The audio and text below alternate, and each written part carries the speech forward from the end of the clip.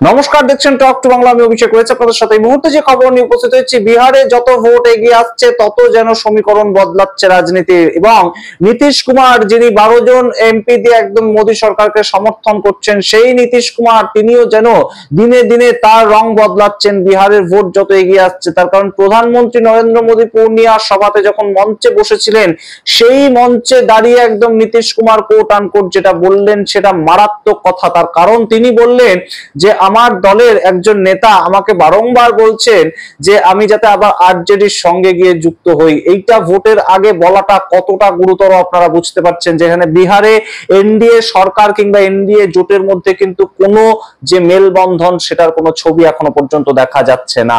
যে মঞ্চে উপস্থিত রয়েছেন একদম আমরা দেখতে পেয়েছি যে জিতেন রাম মাঝি, যে মঞ্চে উপস্থিত রয়েছেন চিরাগ পাসওয়ান, সেই মঞ্চে উপস্থিত রয়েছেন নীতিশ কুমার এবং নরেন্দ্র মোদী। এবং নরেন্দ্র মোদীকে সামনে রেখে এই ধরনের কথা বলা অবশ্যই তাৎপর্যপূর্ণ। এবং কি বললেন নীতিশ কুমার, কোট আনকোট বলবো। অন্যদিকে চন্দ্রবাবু নাইডু, একদম দেশের প্রধানমন্ত্রী নরেন্দ্র মোদী যে দুজনের উপর ভরসা করে প্রধানমন্ত্রী হয়েছেন বলা যেতে পারে সংখ্যাগরিষ্ঠতা না পাওয়ার দরুন, সেই চন্দ্রবাবু নাইডু এবার একদম সরাসরি চিঠি লিখলেন প্রধানমন্ত্রী নরেন্দ্র মোদীকে।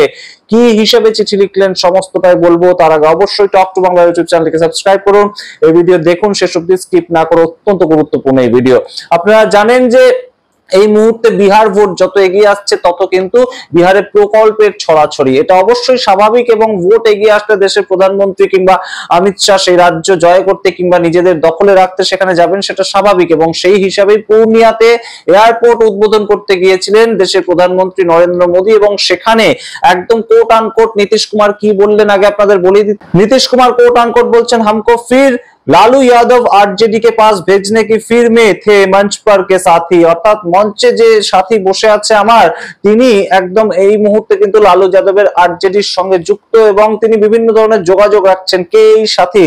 লল্লন সিং। লল্লন সিং তিনি নীতিশ কুমারের জেডিইউ দলের অত্যন্ত গুরুত্বপূর্ণ একজন মন্ত্রী এবং রীতিমতন বহু দিনের কিন্তু তিনি সাংসদ হিসেবে কাজ করছেন। এবং সেই লল্লন সিং তিনি নাকি একদম সরাসরি যুক্ত রয়েছেন আরজেডির বিভিন্ন নেতার সঙ্গে তলায় তলায়। এবং সেই লল্লন সিং তখনও মঞ্চে বসে আছেন, যেটা একদম কোট আনকোট বলছেন নীতিশ কুমার। যেই লল্লন সিং বিভিন্ন সময় বলেন যে আরজেডির সঙ্গে আবার আমি যেন যুক্ত হই। অর্থাৎ 2017 সাল 2018 সাল নীতিশ কুমার মুখ্যমন্ত্রী, লালু প্রসাদ যাদবের ছেলে আরজেডির তরফ থেকে উপমুখ্যমন্ত্রী। 2022 সাল 2023 সাল আবারও একই ঘটনা ঘটেছিল বিহার ভোটের ঠিক আগে। এই ইঙ্গিত কিসের উদ্দেশ্যে আমরা কিন্তু এখনো পর্যন্ত বুঝতে পারছি না। সিট শেয়ারিং রেশিও, সেটা নিয়ে কিন্তু এখনো পর্যন্ত বিহারের যে এনডিএ তাদের মধ্যে একটা পর্যন্ত মেলবন্ধন হয়নি। এখনো পর্যন্ত তাদের মধ্যে সমস্তটা যে ঠিক সেটা কিন্তু এখনো হয়নি। সুতরাং বুঝতেই পারছেন এই মুহূর্তে দাঁড়িয়ে বিহারে কিন্তু অবশ্যই বেশ খানিকটা অশান্তির বাতাবরণ। এবং সেই বাতাবরণের মধ্যে দাঁড়িয়ে নীতিশ কুমার তিনি কিন্তু কোথাও গিয়ে হুঁশিয়ারি দিতে চাইলেন দেশের প্রধানমন্ত্রী নরেন্দ্র মোদী বা সামগ্রিকভাবে বিজেপিকে। সেটাই কিন্তু মনে করছেন দেশের ওয়াকিবহল মহল। তা না হলে 2 মাস ভোটের যখন বাকি তখন এই ধরনের কথা লালু প্রসাদ যাদবের সঙ্গে আমাকে আবার মিক্সড হয়ে যেতে বলছেন আমার দলের একজন নেতা, সেটা কিভাবে বলতে পারেন? অন্যদিকে আপনাদেরকে বলি, রামমোহন নাইডু তিনি যেহেতু একটা এয়ারপোর্টের উদ্বোধন, তিনি একজন কেন্দ্রীয় মন্ত্রী, তিনি এই দপ্তরের কেন্দ্রীয় মন্ত্রী, তিনি এসেছিলেন সরাসরি এই নরেন্দ্র মোদীর সঙ্গে নীতিশ কুমারের সভায়। এবং পূর্ণিয়াতে তিনি এয়ারপোর্ট উদ্বোধনে তিনিও এসেছিলেন, যেহেতু তিনি কেন্দ্রীয় মন্ত্রী, তিনি অন্ধ্রপ্রদেশের সাংসদ হিসাবে তিনি কেন্দ্রীয় মন্ত্রিসভার একজন মন্ত্রী এবং সেই হিসেবে তিনি এসেছিলেন। এবং সেই রামমোহন নাইডু তিনি যখন বলতে শুরু করলেন তখন সরাসরি মঞ্চ ছেড়ে চলে গেলেন দেশের প্রধানমন্ত্রী। এটা এমন কিছু বিষয় নয়, কিন্তু এই রামমোহন নাইডুকে প্রাথমিকভাবে বলতেই দেওয়া হয়নি।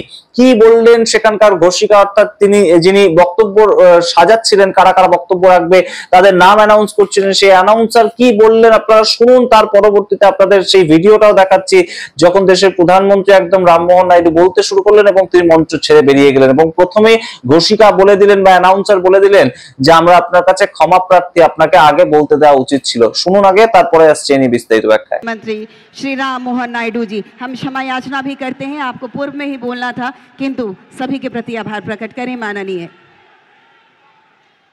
এবার আপনাদের মনে হতে পারে যে কেন হঠাৎ করে দেশের প্রধানমন্ত্রী এরকম আচরণ করলেন, রামমোহন নাইডু বলতে শুরু করলেন আর তিনি বেরিয়ে গেলেন কেন?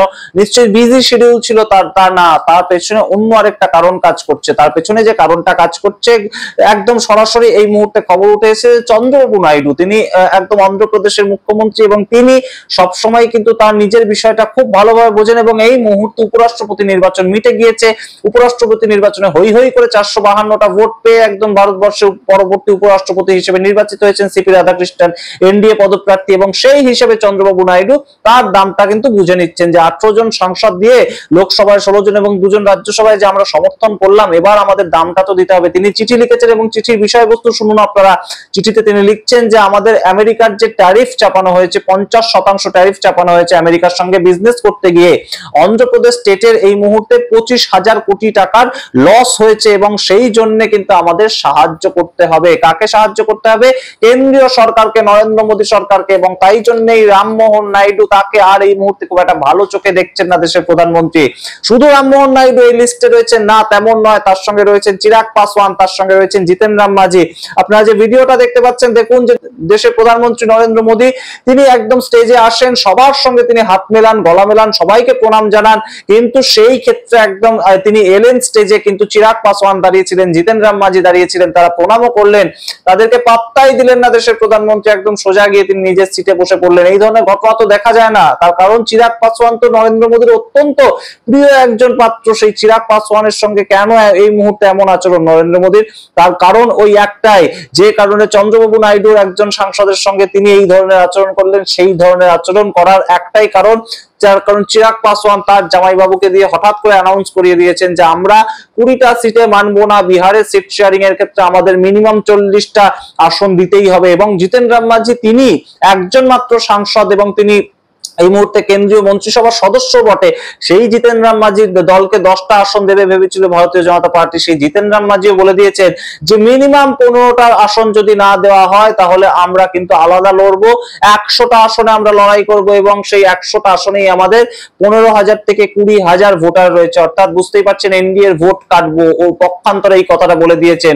ডু অর ডাই সিচুয়েশন জিতেন রাম মাঝি বলে দিয়েছেন। সুতরাং সবাই এই মুহূর্তে শাসাতে চাইছে নরেন্দ্র মোদীকে, এবং নরেন্দ্র মোদী কি করবেন এই মুহূর্তে সেটা কিন্তু এখন দেখার বিষয়।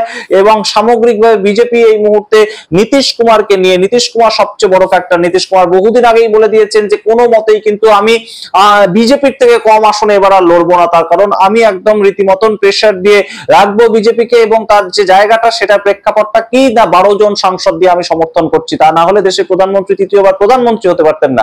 তা যা ইচ্ছা আমার সঙ্গে করা যাবে তা তো আর করা যায় না। সেই জায়গা থেকে নীতিশ কুমার এবার কিন্তু বলে দিয়েছেন যে বিজেপি যতগুলো আসনে লড়বে তার থেকে একটা বেশি আসন তাকে দিতে হবে, এবং সেই অনুযায়ী আমরা যা জানতে পারছিলাম প্রাথমিকভাবে 102টা আসন দেওয়া হবে নীতিশ কুমারের জেডিইউ কে এবং 101টা আসনে লড়বে বিজেপি। কিন্তু তাতে না রাজি হচ্ছে চিরাগ পাসওয়ানের দল, না রাজি হচ্ছে জিতেন রাম মাঝির দল, এবং একদম মঞ্চ থেকে হুমকি দিচ্ছে রীতিমতন নীতিশ কুমার নিজে, যে তাকে তার দলের যে সাংসদ, তার দলের যে মন্ত্রী লল্লন সিং, তিনি বলছেন যে আরজেডির সঙ্গে আবারও যুক্ত হওয়ার কথা।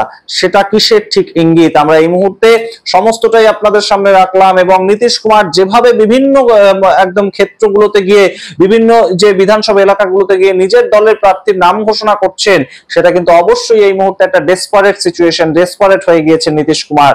5 নম্বর বারের জন্য রাজ্যের মুখ্যমন্ত্রী হওয়ার জন্য তিনি কিন্তু এই মুহূর্তে যা নয় তাই করতে পারেন। কখন নীতিশ কুমার এনডিএ ছেড়ে আইএনডিআই জোটের দিকে আসবেন সেটা একমাত্র নীতিশ কুমার জানেন, কিন্তু সেটা তাকে যে করতে দেবে না কোনো মতেই ভারতীয় জনতা পার্টি, সেটাও ভারতীয় জনতা পার্টি জানে। তাই নীতিশ কুমারকে কিন্তু এই মুহূর্তে বাঁচিয়ে চলতে হবে ভারতীয় জনতা পার্টিকে। তাই জন্য বিভিন্ন রকম চেষ্টা, বিভিন্ন রকম প্রকল্প এবং সিট শেয়ারিং এর ক্ষেত্রে নীতিশ কুমারের কথাটাই কিন্তু শেষ কথা হতে চলেছে, তেমন মনে করছেন দেশের রাজনৈতিক বিশ্লেষকরা। আপনারা কি মনে করেন অবশ্যই কমেন্ট বক্সে কমেন্ট করুন। যেতে থাকুন টক টু বাংলা, অবশ্যই টক টু বাংলা প্রত্যেকটা ভিডিও লাইক করুন, কমেন্ট করুন, শেয়ার করুন এবং অবশ্যই টক টু বাংলা ইউটিউব চ্যানেলকে সাবস্ক্রাইব করে দিন। ধন্যবাদ।